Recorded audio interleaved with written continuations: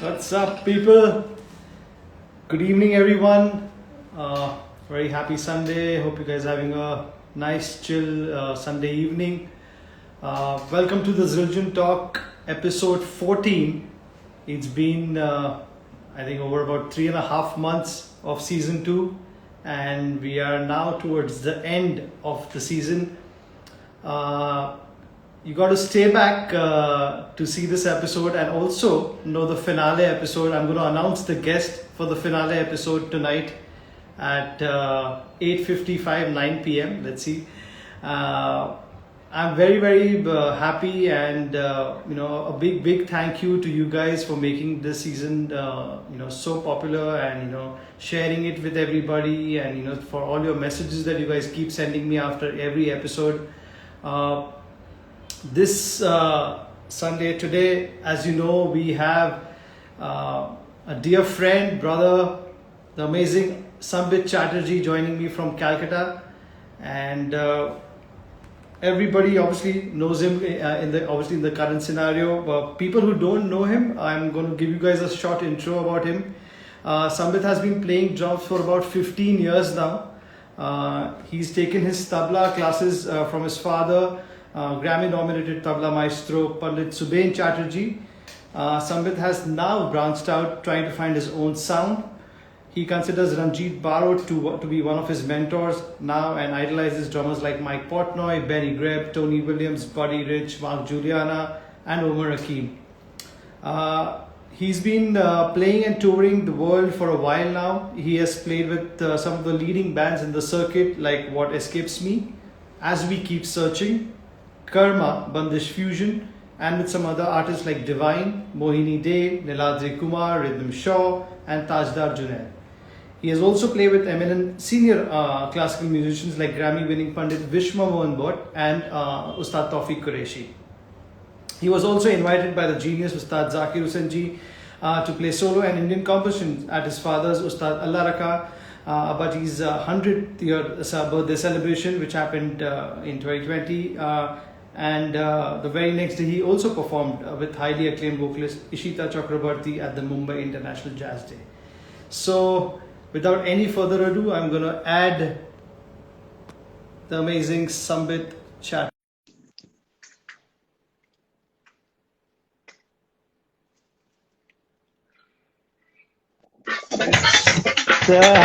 Chatterjee. Woo! What's up? What's up, buddy? How's it going?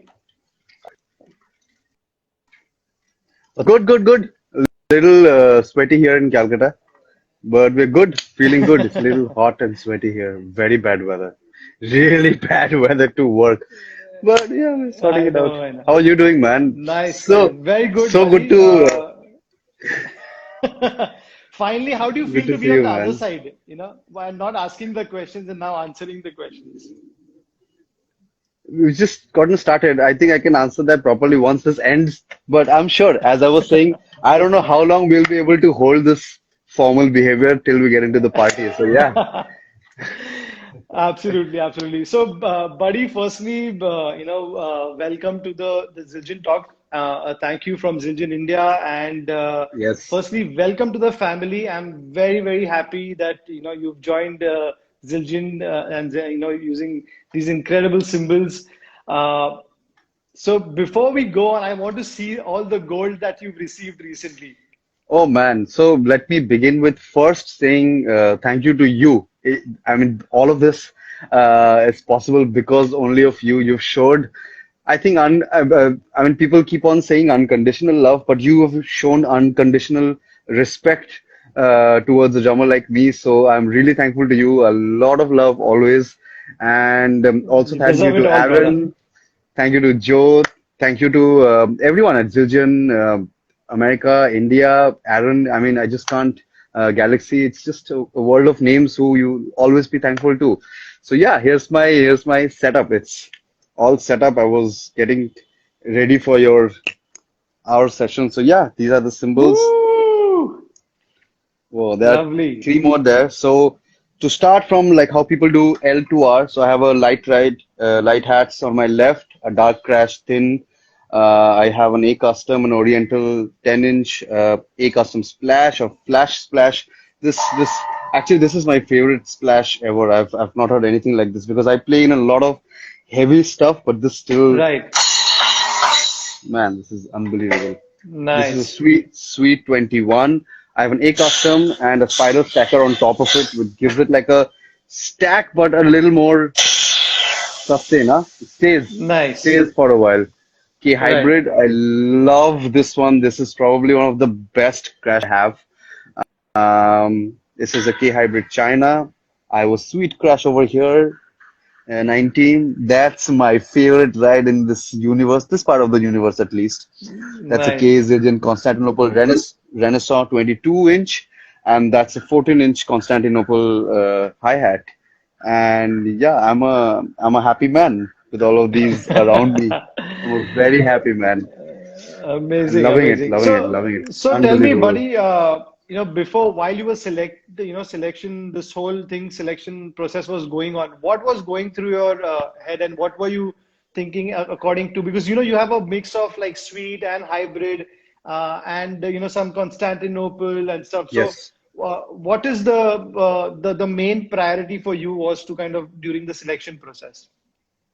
I think two things were running my mind. One is a happy feeling, one is a not so happy feeling. I'll start with the not so happy feeling, which was that I wish India had a place where we could enter and play all the symbols. I wish some store does that someday, that we have an array of the best fusion symbols that are available for the musicians who can buy it, want to afford it, want to hear the sound. Uh, that's the only thing that I was missing out because it happens, a lot of the symbols till you play, till you touch it, you really don't know. But thanks to my journey, kind of as a kid, also started with Zildjian, though it's a completely different series. I played Planet Z's and all. Um, but to reach to this point, luckily you've had enough drummers playing Zildjian, and there's enough content available already for you to listen to the array of symbols. Right. So, which is why luckily I could. I remember telling you that I had seen every single video available in the internet of all the symbols, whether it's drummers playing, music stores reviewing, artists who are just keeping it for review, or just, anything broad and small. I checked out any video. But to come to answer part two, was basically my idea was to have versatility. Because as you so humbly mentioned, the musicians that I play with, the artists that I feature with, they have a specific sound. My dad's band has a specific sound. As we keep searching, has a specific sound. What Escapes Me has a specific sound.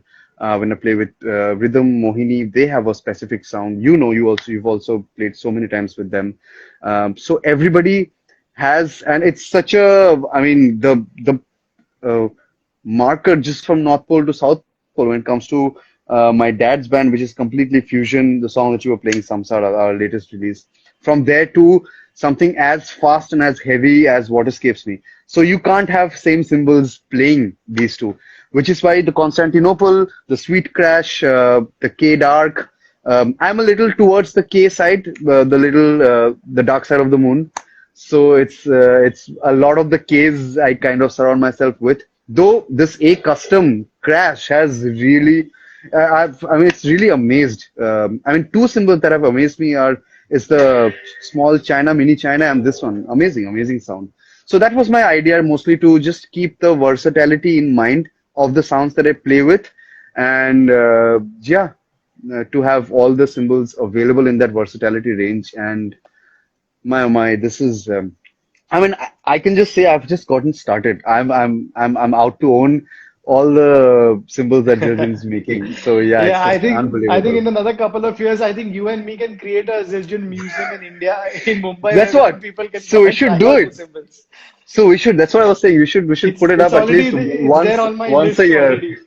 So once a year, हम लोग को एक ऐसा show करना चाहिए where people come and just check out the symbols, and it'll be a gift to the drummers also. Seriously, we can actually do it because it's just, and you have Yeah. some amazing. Your average hi-hat man. I'll pick that up, man, for sure. It's a lovely one. It's a lovely one. Yeah, that's something that actually I got this idea when we did Drum Camp 2019. Me, myself, and Dheer, we kind of laid out all the symbols that we had on the on the swimming pool deck in Lonavala, and we told Wow. all the campers to kind of go and check out these symbols. And it was such an amazing feeling because people came, sir, I really wanted to buy this symbol. Thank you so much that I could try it out, and I'm 100% going to buy this. So Exactly. as you said, it's Exactly. a great idea to kind of put this out wherein people can come and try out these symbols and and be very For sure sure. about where they're heading with the sound. Okay, For sure. For sure. so bro, you've been recording so much from your studio setup. Tell us Yes. about a little bit about your miking, especially for cymbals. And when I see your setup, especially those two splashes which are right, very close to the Yes. tom mics. Tom mics. How do Yes. you deal with the sound, getting that the right mix of the cymbals, and are you using any kind of room mics to also get that Yes. effect and stuff like that? Yes. So, luckily, I should give you a small brief about the place where I record. This is my great grandfather's house, our ancestral house, like the Chatterjee house that people say it here. This is a 108-year-old typical Bengali building. The Wow. walls are extremely thick. The walls are at least 3.5 feet. I mean, I'm more. I can't show it in the camera. It's just super thick. So whatever happens in the other room, it just stays in the room. People don't get disturbed as much, though people are very kind over here. And the ceiling is also around 19.5 feet, which is what gives me that room. I've been in this room for the past 13, 14 years only. I've never played in another room as much as I have here. So I have placed the drum kit in every possible corner. When I was Correct. kind of R&Ding what should sound better, which place sounds better. And I found out with the help of another great producer engineer called Miti Adhikari from England. He stays in Goa right now. He basically came and told me that this was the right spot for the drum kit because I have at least another 10 to 12 feet in front of me where the drums can breathe. I was about to soundproof the room when he advised that most of the times with rooms this high ceiling, your drums kind of have a personality. And he advised me not to kill the personality of the room, but to keep it and enhance, to make use of how the room sounds, but balance it out so that there's no excess lows or excess mids or excess highs. So I have these ton of diffusers around. I have bass pads all around, so there's no excess low ends that fill up. So I use on a regular basis. I'm right now recording for an artist from Assam. He's a progressive guitarist and bassist. Sorry, progressive bassist. If you're watching, I'm sorry, man. He basically wanted that big drum sound and wanted the whole Right. kit. Basically, he wanted the whole kit, and which is why I have four toms, double kick, and all of the cymbals except the suite because he didn't want that 19. He wanted faster crash sounds, which is why I've kept the suite on the ground. And I have around 14 microphones. And regarding your two specific questions, Hmm. as I'll just show right now. I think your question was regarding bleed, if the splash kind of has the bleed on Yes. the tom mic. So I try Yes. and point it kind of away as much as I can. Okay.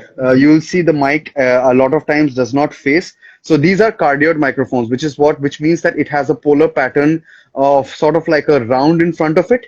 And Got sometimes, it. because if you see these hinges over here, sound can bleed from here as well. Which is why if I had kept the mic here, there'd be a splash bleed here. Which is why you can see both the tom microphones are facing away from the splash, away from the snare, because this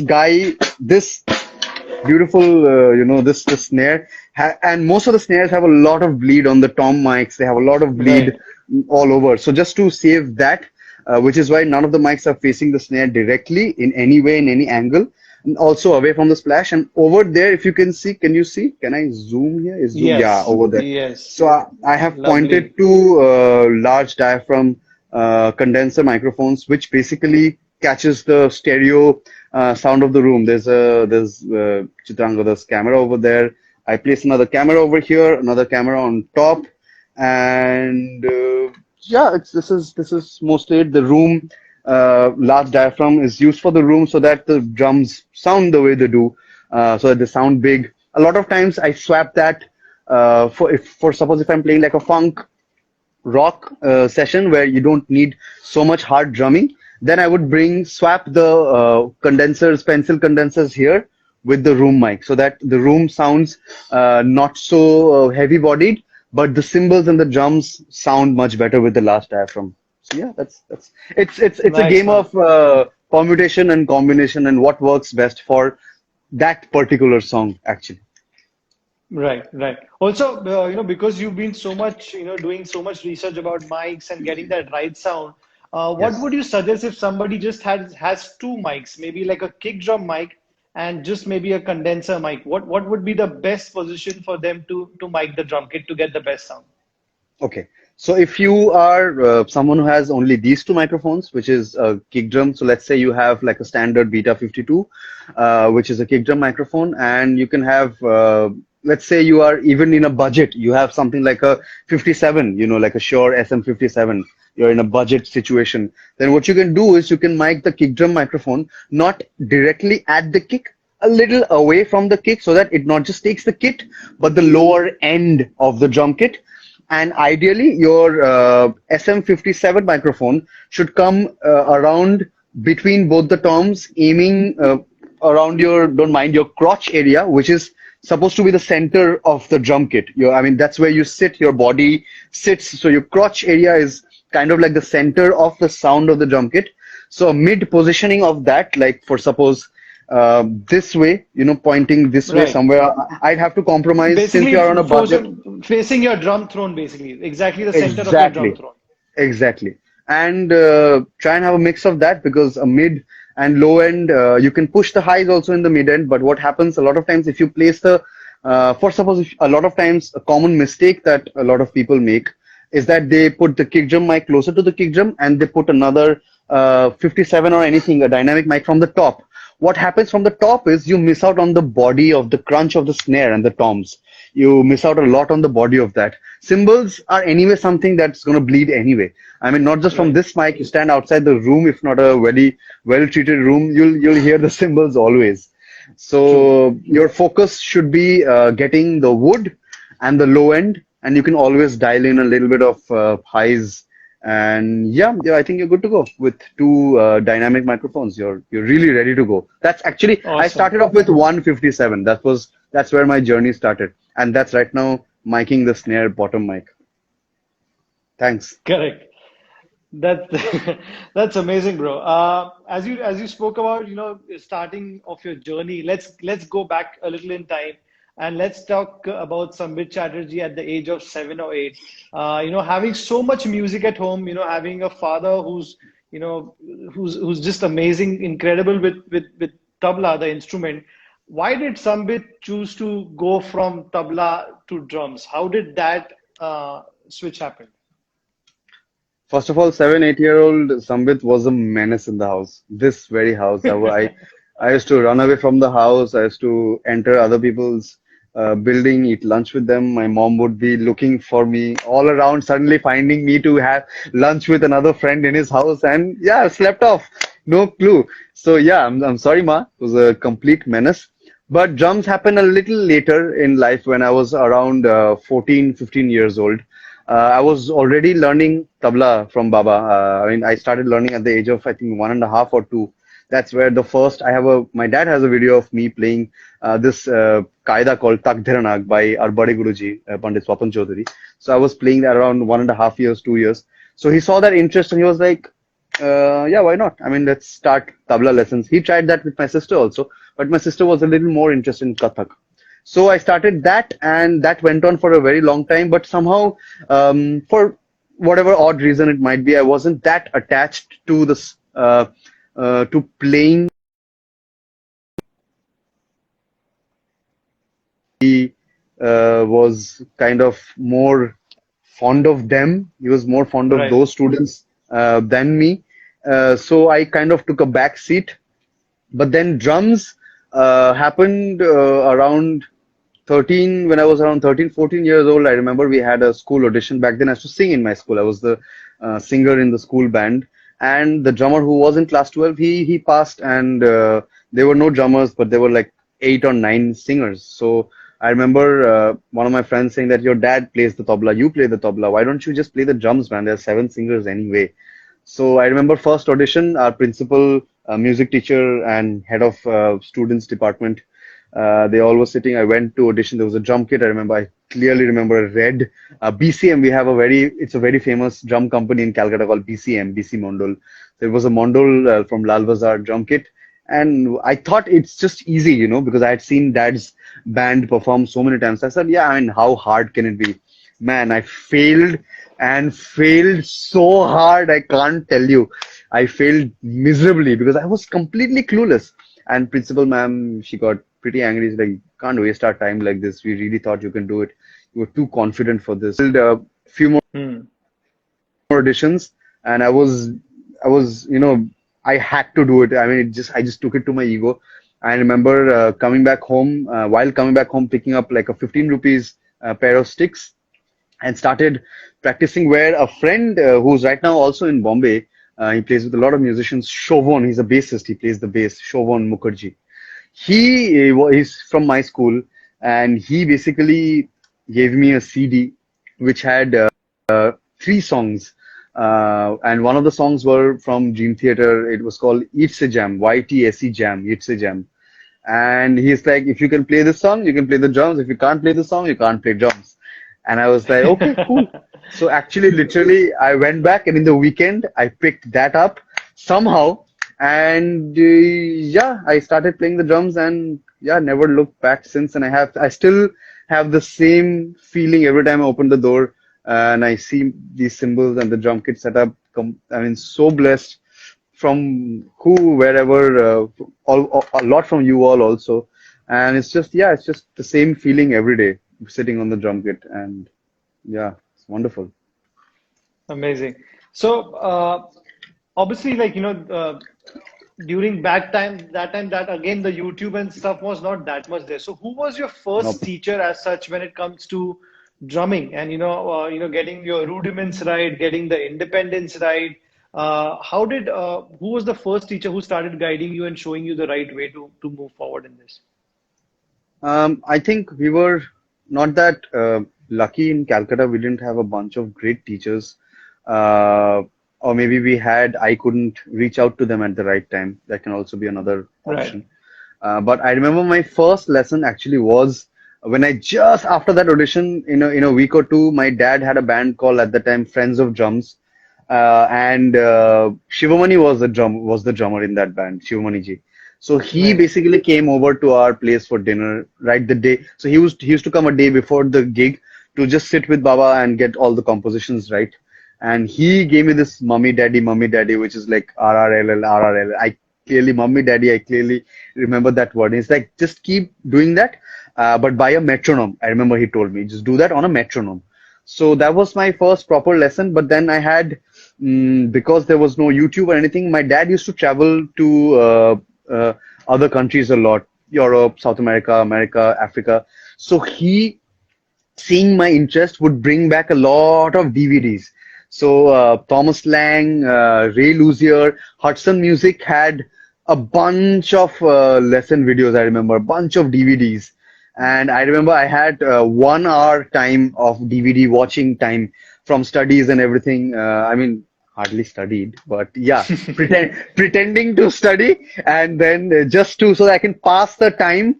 But I remember what I was doing basically. So whatever I heard or saw in that DVD, I would keep repeating it like. So even while planning to study, pretending to study, I would go and try and write those lessons down in whatever way possible, because I didn't know how to write music back then. So I tried to write those down, and throughout the next day in school or anything, I would just keep on saying that. My school was very supportive. So once they saw I was getting serious into drumming, they gave me 1 period to practice in school time, to just practice drums.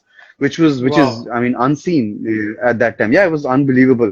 My principal was incredibly supportive. My whole school, Birla High School, they were superbly supportive. And I remember, because I didn't have a drum kit, because Baba was very specific that he will not get me a drum kit right now. I don't know for what reason, but he didn't. Till the time he saw me perform at school. So yeah, I had to go to school and literally, take pens, get caught for pen fight. When I was not into a pen fight, I was actually practicing rudiments. I remember even wasting ink at other people's t-shirt. White, we had a white shirt for our school, so I would Right. practice, and one whack, and the whole ink went, and I was like, oh shit. So yeah, it's a very it's a I mean it's impossible to compress it in 2 minutes. But it's been Right. it's an incredible journey that I'm sure you also had in pre-YouTube, pre-internet era, where learning was very, it was a, I don't know, it was like finding something inside you more than finding something on the internet. So it True. was, True. yeah, it was, yeah, that's a part of it. Nice. Nice. Nice. So, when did you start really thinking that, okay, this is the instrument, I'm really going to take this now on a professional level? And what was the first gig that obviously you were playing with your father, which is, you were doing that, but other than that, which was the first concert that you performed in Calcutta? I think I initially I wasn't playing with Baba, but I remember playing at this place called we used to have a lot of competitions back in Calcutta. A lot of band competitions, school bands could participate, college bands. So you were literally like 16, 17, and you're playing with 30, 35-year-olds and the same platform. There was no like bias that under 16 or under 19 bands and over 19 bands. You're on the same platform. You play well, you don't play well, you're in or you're out. Right. Basically, it was that simple. So I remember we had a school band called Nemesis, and we performed at this competition called Scholastic Beats. And while I was, so we were the band right after lunch break. We were the band up for, I mean, as a competition, not guest band. There were, I think, around 50 to 52 bands. It was a 3 day process of competitions of 20 bands each day. And I remember our judges had gone for lunch. The whole place was empty because the kids had also gone. They were also gone for lunch. And I saw the drum kit, and I told the sound engineer, I had a USB. I said, play this song by Attis. And still there? Yeah. So I basically plugged in, I gave him the USB, plugged in that song, and he played As I Am, Dream Theater's song, and I started jamming to it. And it's a long song. It's like a 7.5 minute song. And slowly, as I played, people started gathering and they got more excited because not a lot of kids were playing Dream Theater back then. And yeah, I remember there's a part where Portnoy plays a solo, and I think I've never played it as right as I played it that day because something happened, some sparked, something clicked, and I played that solo right, and people went crazy, and I was like, yeah, man, this is it. This feeling I want this testosterone and adrenaline rush throughout my life. I don't want to, do anything else. I don't want to. And luckily, I got the support of my parents. Though they were very strict on me finishing college, I wanted to drop out from class 9. I just didn't want to, I loved school, but I didn't want to enter exams. But they were pretty strict about that. I had to, and yeah, I just from that day onwards, I was sure that I if there's anything that I want to do is I want to expand my knowledge of the sound of drums and try and be as better as possible. Right. What about the first paid gig? Oh, yeah, same with Nemesis. We got 150 rupees each. Okay. Also, of which didn't give the money to our keyboardist and vocalist because I had to go and meet my girlfriend at that time. So I told them, "Bhai, tera paisa mere paas hai, मैं बाद में दूंगा तेरे को." So I picked up, so first payment, I picked up the money. I went, to meet her. I was like, "Yeah, I have a lot of money right now with me." So I remember 450 bucks felt like a king. Not just my payment, three or two of their payment also. So that was my first paid gig. We played at this place called Orbit Heights, this residential complex, and we got paid, I think, 1,500 rupees, and it was just a few of us, and yeah, it was like 150 rupees, which is your own, meant the world, just meant so much. I'm sure since you've also been playing for a very long time, I'm sure you Yes, also yes. know that feeling. It's My first payment was 250 rupees back in whoa, 1994. Yeah. whoa, So whoa, that's great, man. so that was awesome. So, talk us about a little bit about the Calcutta music scene. Recently I also interviewed Premjeet, and he kind of Yes, also gave me yes, a little yes, yes. overview of the about the Calcutta scene. How was it during your time? And when did you decide that, okay, I think I'm good with kind of playing around here, but I also want to now go to Mumbai and start working with artists from there? And when did that decision happen in your life? Wow, that's a great question, man. It was quite an emotional ride. I think when I was entering class 11, that is 2009, 2008. Yeah, that was the time Calcutta was having an independent music boom. There were so many bands writing their own music, thanks to all the college competitions. Jadavpur University, Ashutosh College, and Xavier's. It was like a huge boom, and there were newspapers. I mean, music shops, jewelry companies. Everybody was doing band competition. It's like band competition was the in thing, the Right. thing to do. A lot of times you get the, like how right now rap is the in thing, so everybody is putting the money in rap, you know. Right. So band competitions were the in thing, and Calcutta was booming with music. There was an all independent original music. We've had a great boom of cover music, as you know. I mean, someplace else in the Park Hotel is house to some of the best musicians that India has seen. Calcutta has also witnessed to some of the greatest musicians, be it Amit Datta or Louis Uncle or anyone. I mean, Calcutta has seen that rage, and so that had gone down for a while. But in 2006-7, that kind of started going up again, and we had this venue called Princeton Club, which was the hub for original music. So every Friday, at least 3 to 4 bands were playing, and all original music. So that was like a place to go.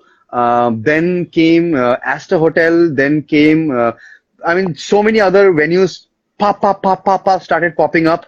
There was a venue called Basement, which was under a hotel. Ceiling was here. It was a base. It was literally a basement. So you had to stand like this and watch all the gigs. So drum mic Wow. to chhod hi do. Just one kick drum mic and that's enough.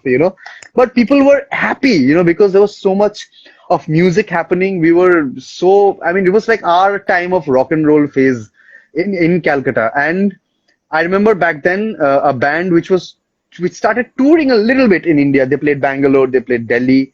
And back there, if you're from Calcutta, if you've played at Bangalore, Delhi, Bombay, you're a huge band, Cal, man. You are like Right. the bee's knees, the talk of the town. So that band was called Rock in Peace, RIP. So they contacted me because their drummer was maybe was leaving or joining another band, and I was like, yeah, man, I was a kid, and I was like what, class 10, and they were all third year, fourth year dadas, and I was like, yeah, man, I'm gonna play with the elders. It's just gonna be the cool kid in the block. So yeah, we started playing, and we played a lot of gigs in Calcutta, and that opened my eyes to the basic ideas of a sound check, what not to do at a sound check. You're not there to play drum solos, I realized, because the engineers over in Calcutta were pretty rude to let you know that if you don't shut the F up, we're going to dial you down throughout the gig. And that's happened to me so many times. Gotten Right. into so many fights with so many engineers. So yeah, it's just so that band and another band, a very famous band from the 90s, uh, which is a huge band from Calcutta. They also, and they were in their 40s. They had toured America, Europe, and they also contacted me to play with them. So I was like, man, this is unbelievable. So yeah, so these two bands kind of opened my eyes to the independent music scene in Calcutta. We were on a regular basis playing at Princeton Club, to the point that my first gig, I wasn't allowed to enter Princeton Club because I was 16, and you're not allowed to be a minor and enter a venue because they were selling alcohol. So, but Right. the band kind of said that, man, if drummer is not here, then the gig is cancelled. So organizers kind of, so yeah, I've had a lot of those fun adventures, and yeah, those gigs were just so much pumping. There was hardly any money, to be very honest. I mean, True. maybe. 10 gigs, I would earn what, 7, 8 thousand rupees. But it just, I mean, to be a 16-year-old and to have like 40, 50K in your bank account, it's just the end of the world, man. Yeah. But I remember my dad advised me to invest. He was always like, don't, I'm sure you have a great birthday party, go out with your friends, have a great time, but try and plan to invest, which is when I bought my first Roland TD9KX. Because he told me that you should have a drum kit which you can travel with, a drum kit that you can practice all the time because there wasn't soundproof. So he advised me, and he luckily had a friend in America who was working with Roland America. So he suggested that if this is your budget he should get that. I don't know what's the price in India, but it should be around this money. And my dad came back, he got a brochure and we searched. And luckily, in one store in Calcutta, we found the TD9KX, which was back then the first drum kit with metal body. It had proper Remo mesh heads, and Right. yeah, I bought that, and yeah, it's just yeah, around that. Awesome. Awesome. Uh, so obviously, when I listen to you play, in whatever these projects that you've been currently doing, I obviously see a lot of rock and metal influences. But the best part about it is that the way you kind of merge it with these tracks, uh, it doesn't sound forced at all. But it obviously, if a drummer can surely make out where you're coming from, but it's done very musically. So, what are your on thoughts of kind of making these genres fuse so well, and just finding that right spot to even show off the double pedal stuff, or or even kind of rudimental stuff, but how do you try to merge, and how did you come up with this sound that you're right now kind of working on? I think it would be wrong if I say I came up with it. I think you are a huge inspiration, man. Watching you play in Coke Studio opened my eyes a lot back then because I saw you were playing with so many musicians and so many things happening at so many times. But you kept the groove so bloody on. I remember our engineer Shubham, he kept mentioning your name that listen to this guy, man. Listen to him. Also, another drummer called Gino Banks. Obviously, Ranjit Uncle played a huge impact in my life. So, and you three were so vast in all of your playing and so um, dynamic and to the music. I was at a point sometimes. I remember what happens. I played for myself at a point of time. I was so happy playing that I didn't care what other people felt. So Right. when I moved out from that, and I heard you and I heard Gino, I heard RB, I realized, man, you always have your space without disturbing anyone. You'll always get your time. You always, and even if you don't, you need to just serve the music. End of the day, you know what the music demands. True. And yeah, kind of all of your playing molded my sound, if at all there is any. But yeah, it was very important for me to hear all these drumming because these are the drummers of India, because all of your drumming has the sound of the country. You can always hear Mike Portnoy, Keith Carlock, Matt Karstka, but till the time you find a sound that you can, how do I say, that you can relate to. Your playing, Gino's playing, RB's playing was a sound that I could relate to because I could hear India in those Yeah. drums. Definitely international level of playing, very international, but it always had an Indian sound, and that was a moment of ice break in my head, and I was like, man, this is our style of drums. This is what I can proudly call Indian drumming. So yeah, I mean, thanks to all of No, you, and actually. definitely, man, last whatever couple of years that you've been putting out your stuff, it's been incredible. I keep, obviously telling you whenever you share your music with Yeah, me, man, you have that, incredible you are support. really kind of coming up, with your sound, and, I can make out now. I think certain tracks I can actually hear and make out it's you now. So it's, keep working Wow. hard, and, keep doing this stuff that you've been Thanks, doing, man. Didi. Thank you, Didi. That So really means a lot. Means a lot.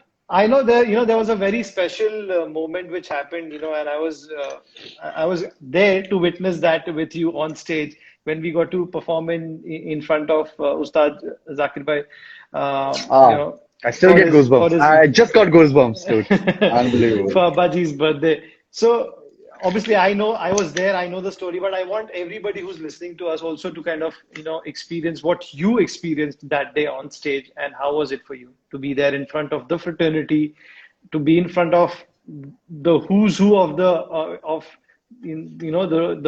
the best in the business out there. How did it feel, to be on stage that day? Hmm. Great, but such a tough question to put in words. I'm not really good in English when it comes to translating actual feelings. That day probably was the worst and the best day of my life. I remember preparing so much for it. I remember getting the call from RB. It's not every day that Ranjit uncle calls, you know. But I saw the call and I was like, I was in Bombay. I remember we used to stay on Yari Road, and we were coming out from this restaurant called Leaping Windows, and I was telling Chitra, I think he's mistaken. He's calling someone else. He should be calling someone. You know, that happens with the गलती से call लग गया हो जाता है, pant पे dial हो जाता है, auto dial हो जाता है. Correct. So I picked up the call and he was like, Sambit. I said, yeah, yes, sir, yes, sir. So I remember a lot of times he said that, don't call me sir, call me uncle. But I was like, I keep confusing that. And I picked up the call. I was like, yes, yes, sir. So he's like, what are you doing on 30th of March? I said, I don't know. It's just December, November right now. I'm not pretty sure Right. what I'm doing. He said, so we're celebrating Abaji's 100th year, and I want you to be one of the drummers. And man, I can't tell you, I literally thought there was like an MTV Bakra or something was happening, something was set up. I literally looked at Chitra and she was like, "Are you fine? You want to sit down?" And I remember there's an HDFC ATM. We sat down, and I spoke to him, and he explained the whole thing. And I was like, "Sir, can I meet you today?" He's like, "No, I'm a little busy preparing for." He had a I think 4D tour with John McLaughlin, so he was prepping up for that. Right. So he's like, "No, I'm a little busy, but we'll call you for one day we'll come for dinner. I'll call you for dinner and we'll explain everything. But you're playing, and these are the drummers." And I was like, Didi, Gino, man, what is happening? This is not normal. And obviously, we had Shravan, we had Kwab, we had Shikhar. It was just unbelievable. And I really couldn't grasp because I always, I don't know, I always told myself that I'm an outsider in Bombay, I have to adjust. But none of you, man, none of you at X moment of time in life made me feel like I'm not from any certain place. It drums, that's what matters. Playing drums is what Exactly. matters. And you guys kind of showed that. I had a different feeling in my mind, which was so wrong. And I was so happy it was so wrong. And I remember the first thing I did was I called my dad, and he was like, "This is your chance in life. You will never get another chance like this ever in your life. So prep your ass up." And I was like, "Man, I'm going to Calcutta. I have to go to Cal because I need my room and I need to practice." So Right. I was supposed to stay back December, spend the 25th and party 31st and all. I canned everything. I was like, everything's done. We have done a lot of it. So I booked the Right. next flight, came here, and that day, without saying a lot because it's a huge day for me in my life. Uh, now forward to that day, I remember we are all prepped. We had a nice jam. I remember Island City. We had an incredible jam that day. We had so much fun. Actually, Right. I felt so weightless meeting all of you. We played, and it never felt that we are six or seven drummers playing. It felt like we are one unit making one sound, which was True. Abaji's composition, and that's all that mattered. And yeah, and I remember packing the drum kit with my roadie and crossing Sea-Link. I started crying, man. I completely had a panic attack. I had a literal panic attack. I started sweating profusely. Uh, AC was on, but I called Chitra and I was like, I can't play today. I can't do this. She's like, you don't have to do. Relax, come back home. Take a U-turn. No one's asking you to do it. And I was like, what? man, what are you saying? This is the day of my life. And you're saying take a U-turn. Then she's like, then go do it. Go perform, go do what you do, man. This is not a big deal. You don't make a huge deal out of everything. Everything is not drama. And I was like, yeah, actually, I'm being very dramatic for no reason. But actually, and I remember even in backstage talking to Shravan, because we were going through all the chakradars together, and my palms were sweaty. I mean, so sweaty. But the moment Z kind of announced, Zakir ji kind of announced our names, and to hear that sound of my name from his voice, and to go up on the moment stage lights and our first ding, ta, chick, dum, ta started, man, everything just vanished. That whole feeling kind of, it was like it got unveiled, and it was just about drums. I literally didn't, I was like completely, when you have cataract, I mean, how will you know? I also never had cataract, but it's like I've seen videos of cataract where you can't, it's like blurry. It was just drum, it's like the whole drum kit and us and nothing beyond it, and just playing and giving your complete soul and moment. And I remember the GoPro and cameras, and I had my Shure MV88 mic. I plugged in everything. I forgot to record everything. Nothing I recorded, and we just played. And man, you remember, man, what a day! The cops Yeah, had it come. Remember, was they had to shut the speakers down because cops had come in. correct. Yeah, I think the six of us made Mad, so mad, much mad. noise that I think that the cops surely had to come that day for sure. But yeah, it was a very special day for me as well, to kind of be there and to be in front of the such a such amazing crowd and such amazing musicians in the crowd. So it was really special. And yeah, and that was the first time I kind of My really my heard you little properly. my little take back, sorry, just to cut you off. My little take No. back from that day is basically when we were walking out. I remember Javed Akhtarji was there for some reason. I don't know. He was there, Yes, yeah. and I was walking past the sound console, and he was just coming down, and he was like, "बहुत अच्छा बजा है." And I was like, man, this is unbelievable. He was there. You had the greatest, one of the greatest writers of all time, and he was like, "बहुत अच्छा बजा है." And I was like, man, this is not happening. This is not. And Right. I remember my two of my best friends were there. Chitra was there. My another friend, Nicola, she was there. So I mean, they were always, cheering me. So yeah, I had a great time. Great time. Nice. Awesome. Let's come to your band now, as we keep searching. Talk us about that and, what are the upcoming projects coming with the band, and also a little bit about the songwriting process on how you guys go about it. Yeah. So right now we are writing album number 5.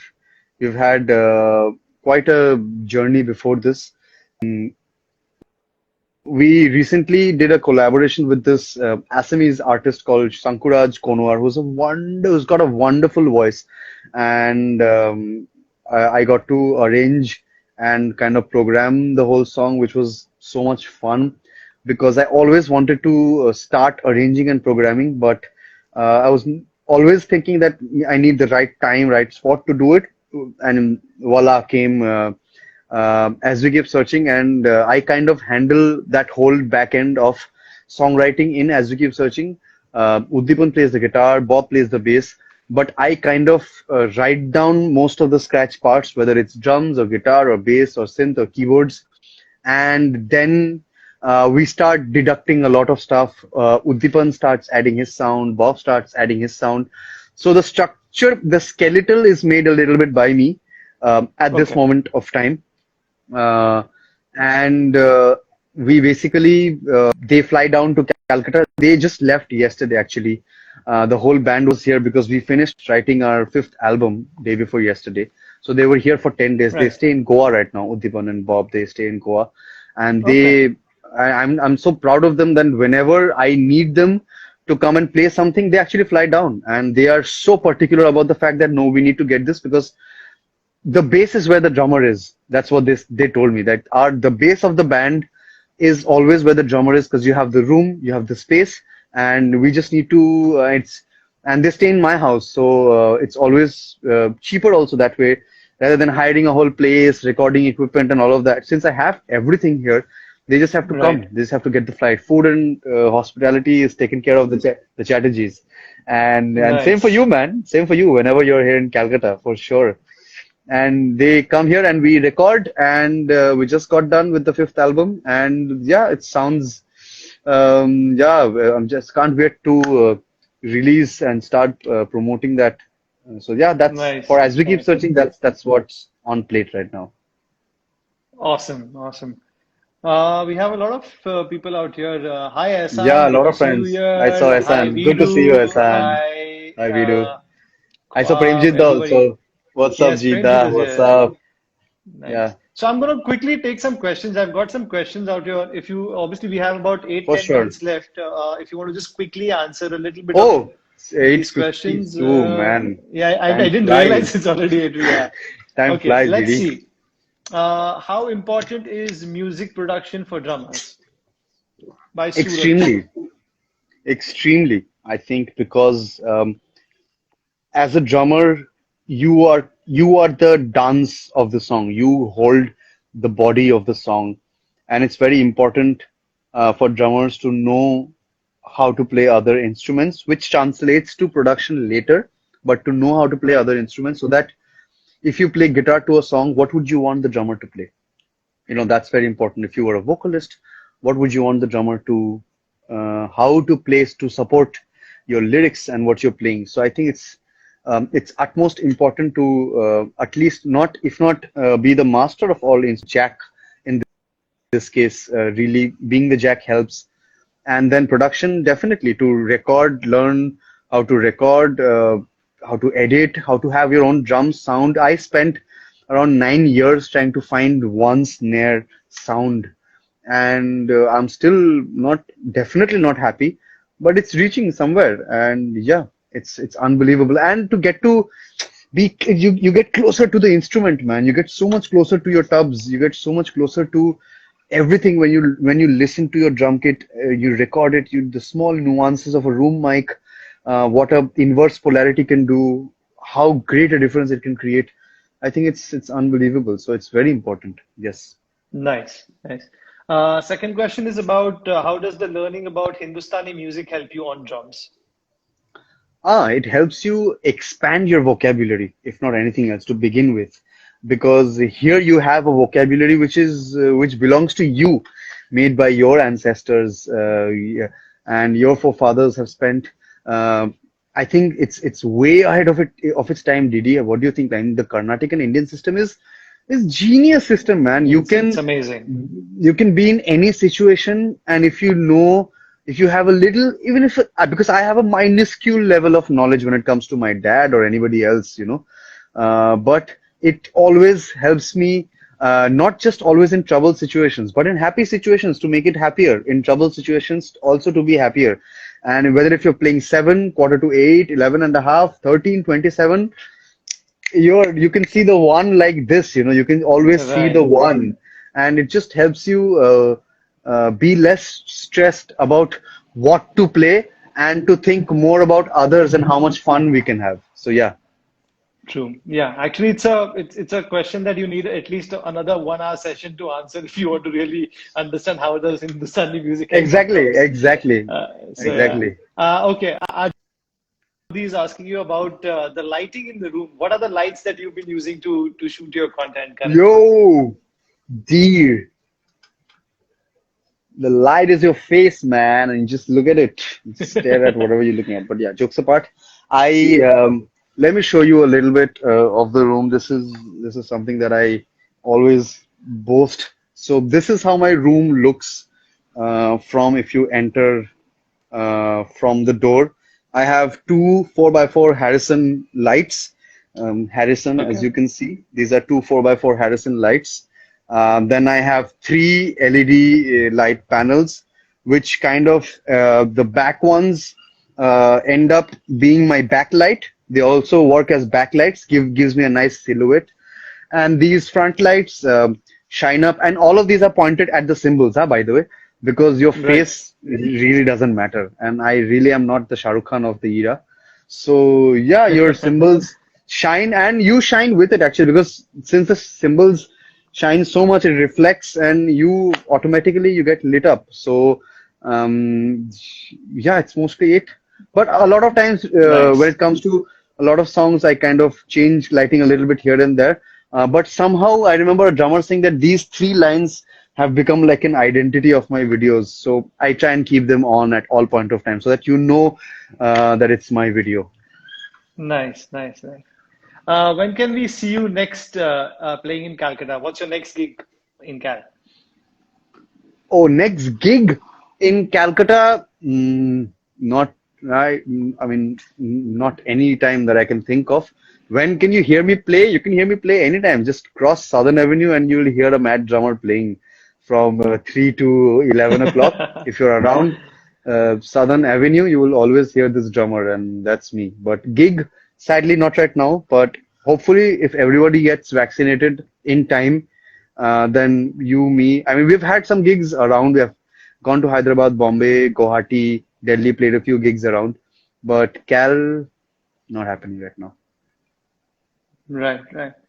Okay, one last question. We have about 3, 4 minutes remaining. I don't know whether this Instagram thing works above 60 minutes or no, but in between, I had a couple of sessions where they kind of cut it in between and then I'm not able to save it. So I don't want to take that chance. Just one little last question about one advice. A lot of people are asking how to enter the industry, how to get into the commercial business. What would be that one advice to upcoming drummers who wants to get into the music scene? Hmm. I think don't try to enter a circle, then you'll never end up entering anywhere. Try and be attentive of the music that's happening. Try and attend gigs, be supportive of gigs. Try and keep contact with, if you're a drummer, drummers, if you're a guitarist, guitarist.